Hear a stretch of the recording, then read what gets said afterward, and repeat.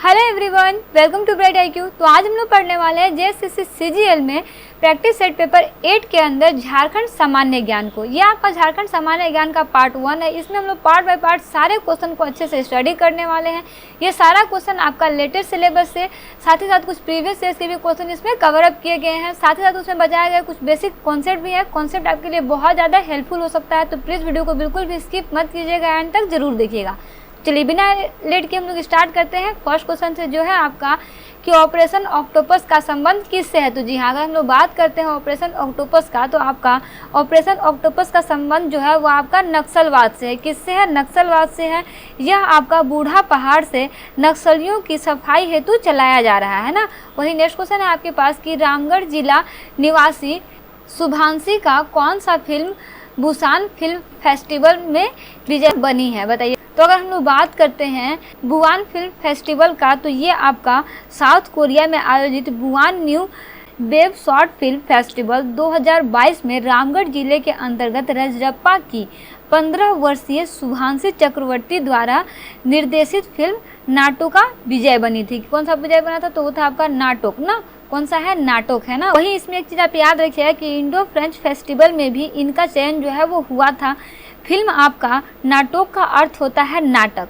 Basically इसमें आप एक चीज़ याद रखिएगा कि यह आपका 4 मिनट 35 सेकेंड का यह फिल्म 6 नृत्यकों पर आधारित है। किस पर आधारित था? 6 नृत्यकों पर आधारित है। कितने मिनट का था? तो ये 4 मिनट 35 सेकेंड का था। नाटक का अर्थ क्या होता है? नाटक होता है, ठीक है। ये कितनी वर्ष की थी आपकी शुभांशी? तो ये आपकी 15 वर्ष की थी, ठीक है। तो इन सारे टॉपिक को आपको याद करना है और रिवाइज भी करना है। ये आपका रामगढ़ जिले के अंतर्गत रजरप्पा की रहने वाली थी ना। वहीं आगे बढ़ते हैं, देखते हैं इसका नेक्स्ट क्वेश्चन जो है आपका कि निम्न में से किसने दुनिया में 8वें सबसे ऊंचे पर्वत मंसालू को किया, बताइए किसने किया। तो जी हाँ, अगर हम लोग बात करते हैं इसमें आप एक डेट याद रखिएगा जो है आपका 10 अक्टूबर। झारखंड की स्मिता डोरजी। कौन? झारखंड की स्मिता डोरजी ने बिना ऑक्सीजन सप्लीमेंट के नेपाल स्थित दुनिया के 8वें सबसे ऊंचे मंसालू को फतह कर इतिहास रचा है। याद रखिएगा वो कौन थी? तो वो थी आपकी स्मिता डोरजी, याद रखिएगा। वहीं आगे बढ़ते हैं, देखते हैं इसका नेक्स्ट क्वेश्चन जो है आपका कि झारखंड में निम्नलिखित में से किस नदी द्रोणी पर चांडिल बांध स्थित है। तो आप याद रखिएगा कि झारखंड में स्वर्ण रेखा नदी पर चांडिल स्थित है ना। याद रखिएगा चांडिल बांध स्थित है। कहाँ पे? स्वर्ण रेखा नदी द्रोणी में ना। और ये कहाँ है? तो आपका सरायकेला खरसावां जिले में स्थित है। वही नेक्स्ट क्वेश्चन है आपके पास कि झारखंड का कौन सा जिला उत्तर प्रदेश को स्पर्श करता है, बताइए। तो जी हाँ, उत्तर प्रदेश को स्पर्श करने वाला जिला जो है वो आपका गढ़वा है। इसीलिए इसमें से कोई भी ऑप्शन जो है आपका सही नहीं होगा, ठीक है। कौन सा है?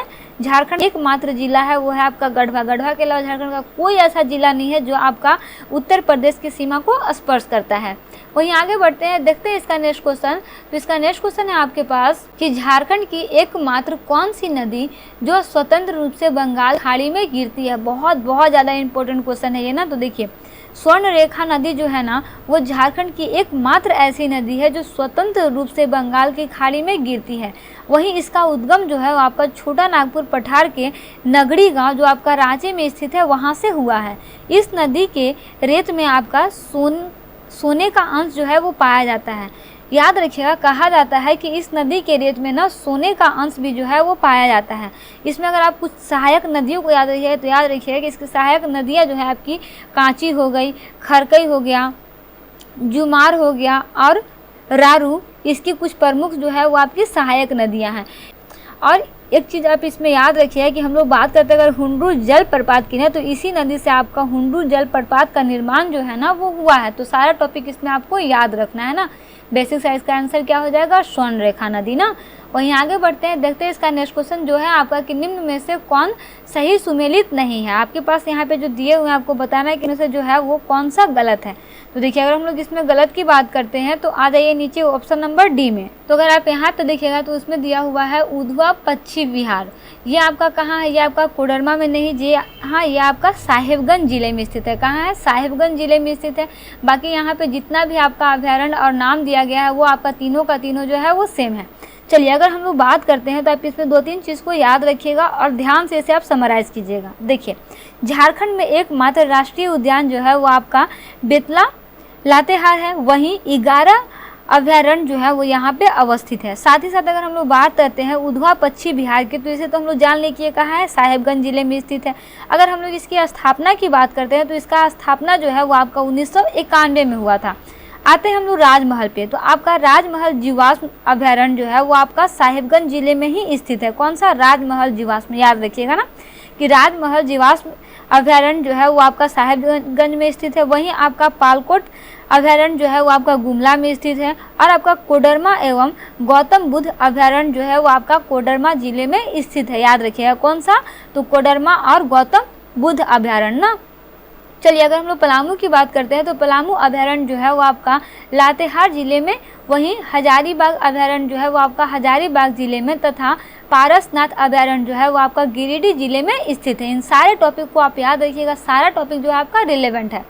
वहीं आगे बढ़ते हैं, देखते हैं इसका नेक्स्ट क्वेश्चन जो है आपका कि निम्न में से कौन सा राज्य भारत में कोयला संसाधनों में प्रथम स्थान रखता है। तो जी हाँ, अगर हम लोग प्रथम स्थान की बात करते हैं तो वो है झारखंड। झारखंड जो है वो आपका भारत का सर्वाधिक कोयला संसाधन वाला एक स्थान जो है वो कहा जाता है ना। वही नेक्स्ट क्वेश्चन है आपके पास कि झारखंड में भारत के किस अयस्क का 26 आरक्षित भाग है, बताइए कौन सा अयस्क है। तो जी हाँ, अगर हम लोग यहाँ पे देखते हैं तो आ जाइए यहाँ पे नीचे में, अब लो अयस्क ना, यहाँ पे लो अयस्क जो है ना वो आपका 26% आरक्षित जो है यहाँ पे भंडार है। ठीक है, चलिए आगे बढ़ते हैं, देखते हैं इसका नेक्स्ट क्वेश्चन जो आपका बहुत महत्वपूर्ण क्वेश्चन होने वाला है। तो जी हाँ, वो क्वेश्चन है आपका कि सिंहभूम कॉपर बेल्ट किस प्रकार की चट्टान से बनी है जो एक शियर जोन का निर्माण करता है, जिसे सिंहभूम शियर जोन कहा जाता है, बताइए। बहुत इंपॉर्टेंट क्वेश्चन है। तो जी हाँ, अगर हम लोग बात करते हैं सिंहभूम कॉपर बेल्ट की, तो सिंहभूम कॉपर बेल्ट में आप याद रखिए कि वो आपका होता है प्रोटेरोजोइक वोल्केनो और सादी चट्टान, है ना, याद रखिएगा।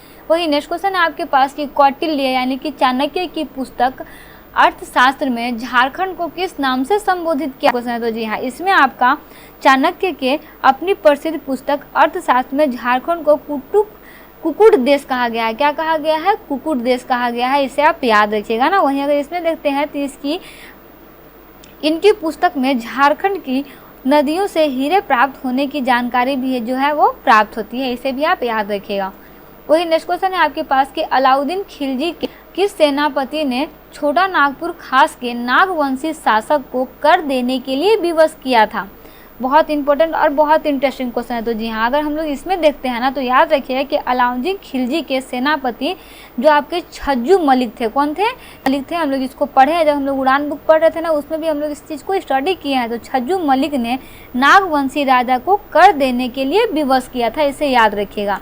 आगे बढ़ते हैं, देखते हैं इसका नेक्स्ट क्वेश्चन जो आपका बहुत इंपॉर्टेंट और बहुत ज़्यादा हेल्पफुल होने वाला है आपके लिए, जो है आपका कि कोल विद्रोह का तात्कालिक कारण क्या था, बताइए। बहुत इंपॉर्टेंट क्वेश्चन है। तो जी हाँ, अगर हम लोग बात करते हैं यहाँ पे ना कोल विद्रोह का, तो याद रखिएगा कि आपका झारखंड का पहला सुसंगठित एवं व्यापक विद्रोह जो था ना वो आपका कोल विद्रोह था, जिसका समय जो था वो आपका 1831 से 32 का था ना। वही अगर हम लोग इसमें देखते हैं तो याद रखिएगा कि इसमें तात्कालिक कारण जो है ना वो आपका गैर आदिवासियों द्वारा आदिवासी महिलाओं के साथ की गई बदसलूकी थी ना, यही इसका कारण था ना, याद रखिएगा। इस विद्रोह का क्या कारण था, तो वो था कि गैर आदिवासियों द्वारा आदिवासी महिलाओं की बदसलूकी ना, आदिवासी महिलाओं के साथ की गई बदसलूकी। ठीक है, चलिए वहीं आगे बढ़ते हैं, देखते हैं इसका नेक्स्ट क्वेश्चन जो है आपका कि देवघर स्थित बैद्यनाथ मंदिर का निर्माण निम्न में से किसके द्वारा कराया गया है। बहुत ज़्यादा इंपॉर्टेंट क्वेश्चन है। तो जी हाँ, अगर हम लोग बात करते हैं देवघर स्थित बैद्यनाथ मंदिर की, तो याद रखिए कि यह मंदिर का निर्माण जो है वो आपका गिद्धौर राजवंश के राजा पुरनमल द्वारा 1514 से 15 ईस्वी में कराया गया था। वहीं अगर हम लोग इसमें एक चीज़ याद रख रहे हैं तो याद रखिए कि भगवान शिव के 12 ज्योतिर्लिंगों में से एक जो मनोकामना लिंग थी ना वो यहाँ पे स्थित है, और इसी के लिए यहाँ पे हर साल जो है वो तीर्थालु जो है वो जाया करते हैं। वहीं इसमें आप याद रखिए कि यह भारत का एकमात्र शिव मंदिर है जिसके शिखर पर पंचशूल स्थापित है। क्या स्थापित है, पंचशूल स्थापित है ना, याद रखिएगा। वहीं गिद्धौर वंश के शासक राजा जिनका नाम चंद्रमौलेश्वर था, इन्होंने वैद्यनाथ मंदिर के गुंबद पर स्वर्ण रेखा कलश जो है वो स्थापित कराया था। याद रखिए कि वो राजा कौन था, तो वो था आपका पूरनमल ना। वहीं अगर इसका जो गुंबद जो बना हुआ है, अगर पूछा जाए कि आपका इसके ऊपर जो स्वर्ण कलश रखा हुआ है, वो कलश को रखने वाले व्यक्ति कौन है, तो वह है आपके चंद्रमौलेश्वर ने ना। याद रखिएगा, राजा चंद्रमौलेश्वर है ना। वहीं आगे बढ़ते हैं, देखते हैं इसका नेक्स्ट क्वेश्चन जो है आपका कि निम्न में से किस मंदिर को हल्दी घाटी का मंदिर के नाम से जाना जाता है। बहुत इंपॉर्टेंट क्वेश्चन है। तो जी हाँ, अगर हम लोग बात करते हैं ना, तो इसमें आप याद रखिए कि गुमला जिले के कोराम्बे में स्थित वासुदेव राय मंदिर को हल्दी घाटी का मंदिर के नाम से जाना जाता है। याद रखिएगा ना, किसका मंदिर, वासुदेव राय मंदिर को ना। चलिए, इसमें अगर एक चीज़ आप याद रखिए कि इस मंदिर में सफ़ेद संगमरमर से बने वासुदेव राय की मूर्ति को स्थापित किया गया है। जो स्थापित किए हैं वो राजा थे आपके प्रतापकर्ण ना। याद रखिए, किस राजा के द्वारा वासुदेव राय की मूर्ति जो है वो स्थापित की गई, तो वो राजा थे आपके प्रतापकर्ण। कहाँ स्थापित किया गया, तो ये आपका गुमला के कोराम्बे जिले में स्थापित किया गया है ना। वहीं आगे बढ़ते हैं, देखते हैं इसका नेक्स्ट क्वेश्चन जो है आपका कि निम्न में से कौन सा कथन आपका असत्य है। सत्य नहीं, असत्य कथन बताना है, ठीक है। तो देखिए, अगर हम लोग यहाँ पे असत्य कथन की बात करते हैं, तो आ जाइए ऑप्शन नंबर डी में। इसमें क्या है कि CF इंडूज के नेतृत्व में 1920 में हजारीबाग में बिहार छात्र संघ का 15वां अधिवेशन हुआ था। तो जी नहीं, ये आपका नहीं हुआ था। तो इसका करेक्ट आंसर क्या होगा भाई, जिसमें आप याद रखिएगा बिहार स्टूडेंट कॉन्फ्रेंस का 15वां अधिवेशन जो है वो आपका 10 अक्टूबर 1920 को CF एंड्रयूज की अध्यक्षता में डाल्टनगंज में हुआ था। कहाँ हुआ था, डाल्टनगंज में हुआ था। जबकि 16वां अधिवेशन जो है वो आपका 6 अक्टूबर 1921 में श्रीमती सरला देवी की अध्यक्षता में हजारीबाग में हुआ था। इसे याद रखिएगा ना, ये आपका कहाँ हुआ था, डाल्टनगंज में हुआ था। और बाकी जो 16वां अधिवेशन था वो आपका जो है वो आपका हजारीबाग में हुआ था ना। वहीं आगे बढ़ते हैं, देखते हैं इसका नेक्स्ट क्वेश्चन। तो इसका नेक्स्ट क्वेश्चन है आपके पास कि 1940 ईस्वी में कांग्रेस के रामगढ़ अधिवेशन में ताना भक्तों ने महात्मा गांधी को कितने रुपए की थैली भेंट की थी। बहुत इंपॉर्टेंट क्वेश्चन है। तो जी हाँ, अगर हम लोग बात करते हैं 1940 की ना, तो 1940 में कांग्रेस के रामगढ़ अधिवेशन में ताना भक्तों ने महात्मा गांधी को टोटल 400 रुपये की थैली जो है वो भेंट की थी। वहीं नेक्स्ट क्वेश्चन है आपके पास कि अर्जुन सिंह ने 1857 के विद्रोह के दौरान अपने दीवान जग्गू की सहायता से विद्रोहियों को कौन सी नदी पार कराने में मदद की थी। देखिए, बहुत इंपॉर्टेंट क्वेश्चन है। तो इसमें आप याद रखिएगा कि अर्जुन सिंह ने 1857 के विद्रोह के दौरान अपने दीवान जग्गू की सहायता से विद्रोहियों को संजय नदी पार कराने में मदद की थी। कौन सी नदी, संजय नदी पार कराने में मदद की थी ना। वहीं इसका नेक्स्ट क्वेश्चन है आपके पास कि महान क्रांतिकारी अरविंद घोष एवं वारिंद घोष का ननिहाल कहाँ था। बहुत इंपॉर्टेंट क्वेश्चन है, ये भी आपका बोल सकते हैं एग्जाम के अंदर। तो जी हाँ, आप अगर इसमें याद रखिए कि महान क्रांतिकारी अरविंद घोष और वारिंद घोष का ननिहाल जो है वो आपका कहाँ था, देवघर में था ना। तो इसमें आप एक चीज़ याद रखिए कि इनके नाना जो है जिनका नाम राजनारायण वसु था, वो आपके देवघर के ही रहने वाले थे। वहीं वारिंद घोष की शिक्षा दीक्षा की शुरुआत जो है वो आपका देवघर में ही हुई थी। याद रखिएगा ना।